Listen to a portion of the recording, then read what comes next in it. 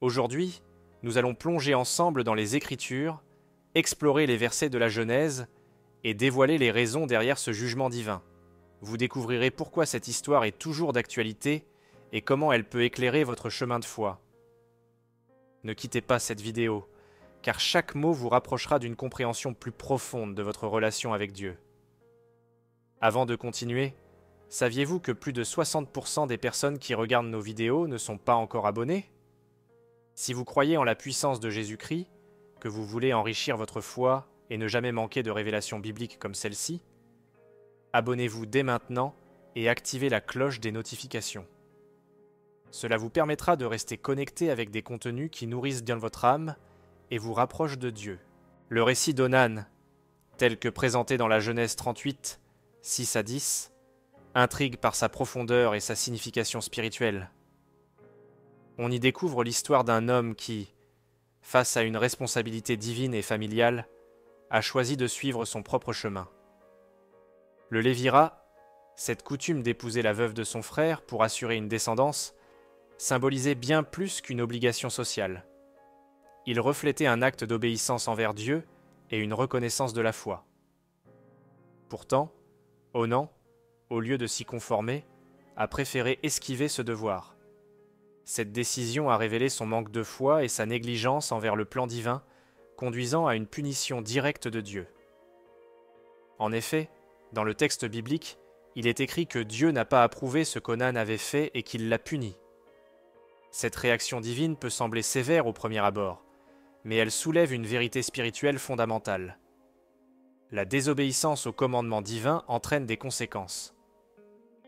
À travers cet épisode, nous sommes invités à réfléchir sur notre propre obéissance à la parole de Dieu. Avons-nous, comme Onan, parfois évité de répondre à l'appel de la foi par confort ou égoïsme ? Dans le contexte de l'histoire, l'acte d'Onan n'était pas seulement une transgression personnelle, mais aussi une menace pour la continuité de l'héritage familial et spirituel.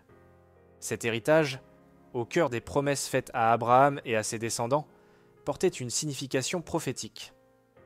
En négligeant sa responsabilité, Onan mettait en péril un plan bien plus grand que lui-même, démontrant l'importance cruciale d'agir en harmonie avec les desseins de Dieu. Ce passage est également une invitation à examiner nos propres priorités. Dans notre vie quotidienne, sommes-nous prêts à sacrifier nos désirs personnels pour accomplir ce qui est juste aux yeux de Dieu ? Parfois, la foi nous appelle à prendre des décisions difficiles, à renoncer à nos propres intérêts pour embrasser un plus grand bien. C'est dans ces moments que nous devons nous rappeler que Jésus-Christ lui-même a enseigné l'importance de la foi et de l'obéissance, même face à l'adversité. En fin de compte, l'histoire d'Onan est bien plus qu'un simple récit. C'est une leçon intemporelle sur la foi, l'obéissance et les responsabilités qui nous sont confiées. Elle nous pousse à chercher dans la Bible des réponses pour nos propres vies et à demander à Dieu la sagesse nécessaire pour accomplir sa volonté. Alors, réfléchissons. Dans quelle situation avons-nous besoin de renouveler notre engagement envers Dieu et sa parole ? L'histoire d'Onan offre un aperçu puissant de l'importance de l'obéissance et du devoir dans le contexte biblique. En refusant de suivre les instructions divines, Onan a montré une négligence envers le plan de Dieu, rappelant que chaque acte de désobéissance a des répercussions. La Bible, dans de nombreux passages, souligne que Dieu honore ceux qui lui obéissent, même dans des circonstances difficiles. Par exemple, le roi David, descendant de Juda, a démontré une foi inébranlable, montrant ainsi que l'obéissance apporte bénédiction et continuité dans le plan divin. Dans ce récit, le devoir familial prend une dimension spirituelle. Onan n'a pas simplement ignoré une obligation sociale. Il a manqué à son devoir envers Dieu et sa famille. Cela nous enseigne que les responsabilités que nous portons, qu'elles soient familiales ou spirituelles, ont un poids sacré. Refuser ces responsabilités revient souvent à nier les bénédictions que Dieu a prévues pour nous. Jésus-Christ lui-même a enseigné dans Matthieu 25-23 l'importance de rester fidèle dans les petites comme dans les grandes choses. L'obéissance, cependant, ne se limite pas à des actes publics, elle commence dans le cœur. Dieu regarde au-delà des apparences pour sonder nos intentions profondes. Onan, bien qu'il ait semblé accomplir son devoir en apparence, a contourné la véritable essence de son engagement. Cela rappelle qu'il est essentiel de suivre la volonté de Dieu avec sincérité et dévotion. La foi n'est pas une formalité, c'est une relation vivante et vibrante avec Dieu. Ce passage illustre également la façon dont les choix individuels influencent la communauté. Onan, par son égoïsme, a mis en péril l'héritage familial, montrant que nos décisions personnelles ont souvent des répercussions plus larges. En tant que croyants, nous sommes appelés à considérer non seulement notre bien-être, mais aussi celui des autres, en honorant la parole de Dieu dans tout ce que nous faisons. Enfin, l'histoire d'Onan nous rappelle la profondeur de la grâce de Dieu.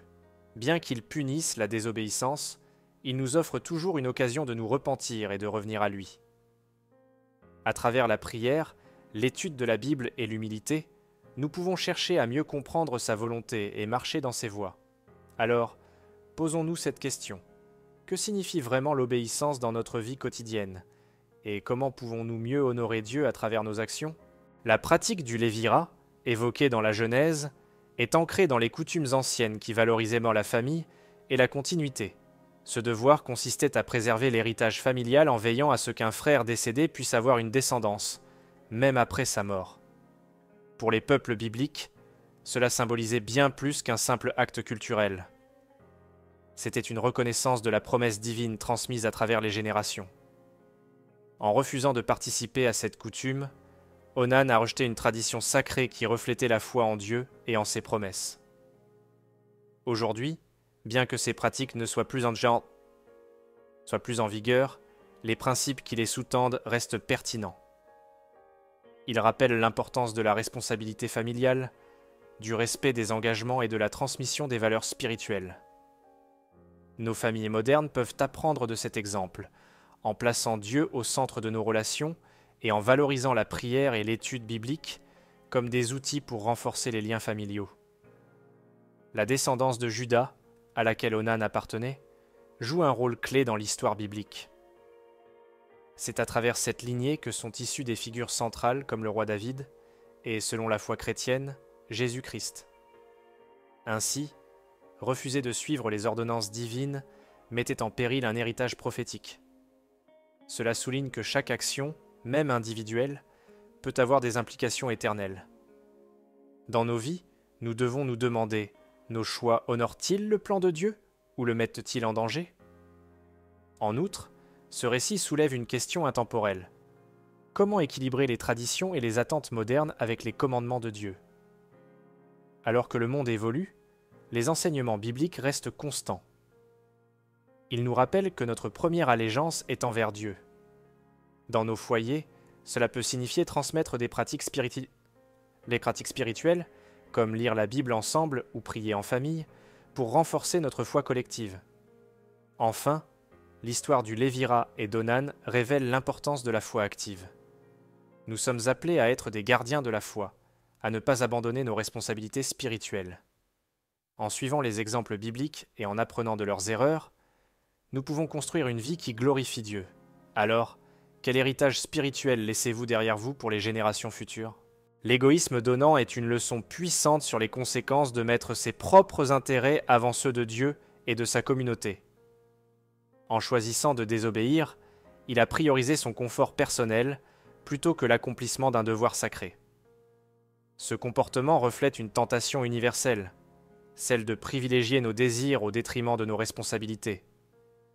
Pourtant, la Bible enseigne dans Philippiens 2:3-4 que nous devons considérer les autres comme plus importants que nous-mêmes, suivant ainsi l'exemple de Jésus-Christ. Cette histoire nous pousse à réfléchir sur nos responsabilités envers notre famille, nos proches et notre communauté.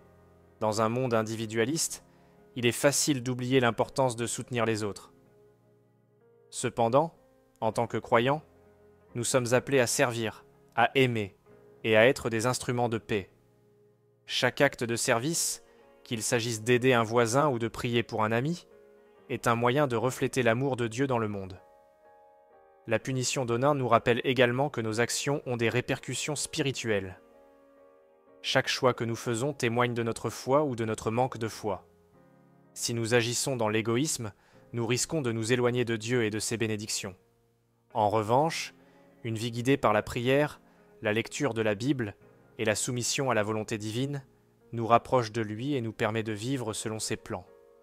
En observant l'histoire d'Onan, il est crucial de se poser une question essentielle.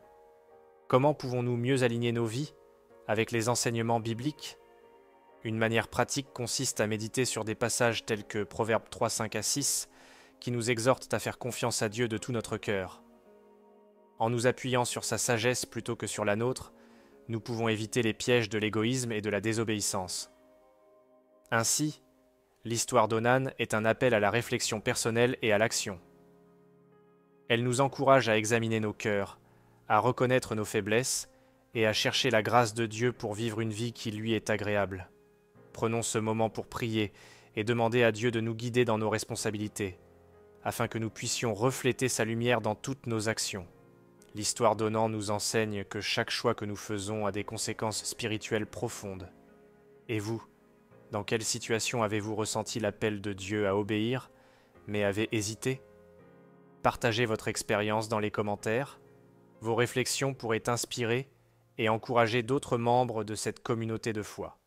Si cette vidéo vous a éclairé ou touché, abonnez-vous au canal et activez les notifications pour ne jamais manquer nos prochains contenus transformateurs.